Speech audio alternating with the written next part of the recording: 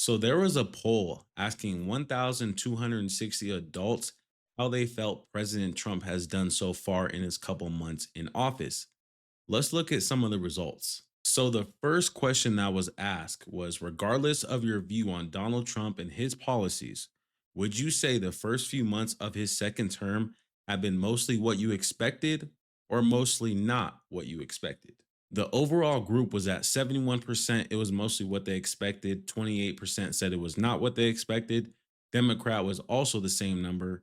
Independents were at 58%, mostly what they expected, and 40% not what they expected. Then Republicans were at 81% and 19%. There were multiple other questions that were asked to this group, like overall, do you approve or disapprove of the way Donald Trump is handling certain situations like the economy, immigration, and other things like that? There were questions asked about how his second term is going so far and what they thought about his second term. There was also even a question that if they felt that his priorities were in order as far as what he's doing and what he isn't doing. Circling back to how the group has viewed his second term so far, 31% of them says it's going great slash good, 16% said that it's average, and 52% that is poor slash terrible.